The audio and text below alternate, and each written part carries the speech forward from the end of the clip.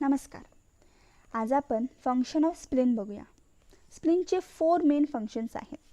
फॅगोसायटोसिस, storage of blood, immune response आणि इरेथ्रोपोएसिस.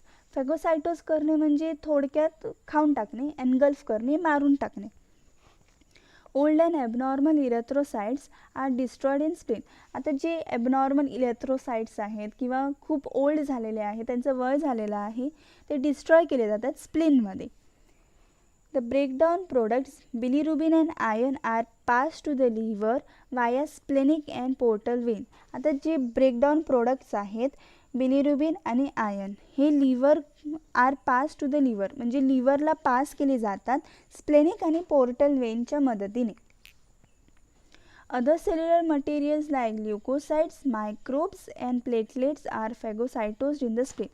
आता जे मायक्रोब्स आहेत किंवा प्लेटलेट्स आहेत जे जास्त झालेले आहेत, प्रमाणात जास्त वाढत असतील आणि ल्युकोसाइट जे प्रमाणात जास्त वाढत असतील ते फॅगोसायटोज केले जातात स्प्लीनमध्ये. फॅगोसायटोज म्हणजे increase number of platelets, microbes म्हणजे फॉरेन मटेरियल, ल्युकोसाइट्सचे जे नंबर वाढले असतील तर स्प्लीन हा त्यांना खाऊन टाकतो आणि अनवॉन्टेड थिंग्स आहेत त्यांना डिस्ट्रॉय करतो. Second function storage of blood. The spleen contains up to 350 ml of blood. आता स्प्लीन स्वतःमध्ये 350 ml ऑफ ब्लड स्टोरेज करून ठेवतो.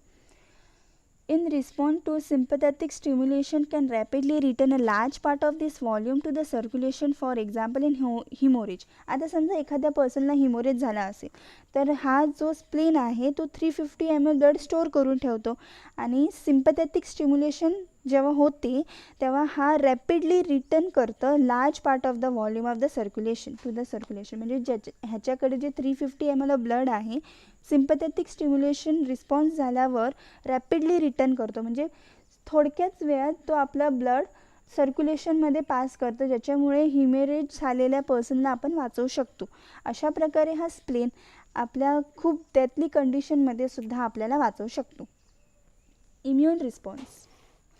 The spleen contains T lymphocytes and B lymphocytes which are activated in the presence of antigen, for example infection. आता स्प्लीनमध्ये T lymphocytes आणि B lymphocytes present असतात आणि हे तेव्हाच ॲक्टिवेटेड होतात जेव्हा एखादं अँटीजन आपल्या बॉडीमध्ये प्रेझेंट होतं म्हणजे प्रेझेन्स करतं किंवा अँटीजन आपल्या बॉडीमध्ये जातं.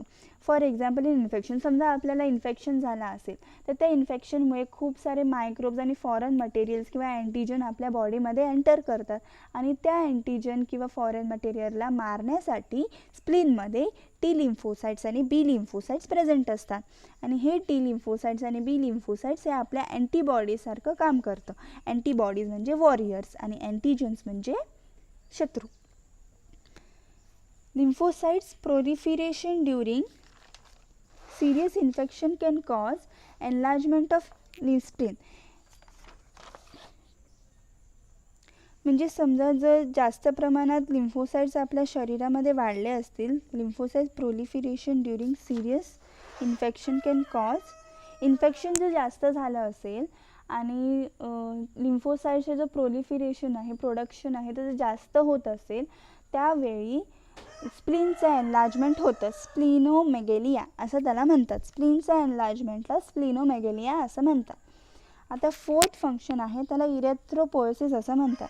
The spleen and liver are important sites of fetal blood cell production. आता फिटलचं जे ब्लड सेल प्रोडक्शन आहे, फिटल म्हणजे लहान बाबू जे आईच्या पोटामध्ये असतं, आईच्या पोटामध्ये असतं किंवा वूममध्ये असतं, युट्रसमध्ये असतं, त्याचं जे ब्लड सेल प्रोडक्शन आहे हा स्प्लीन आणि लिव्हर करतो.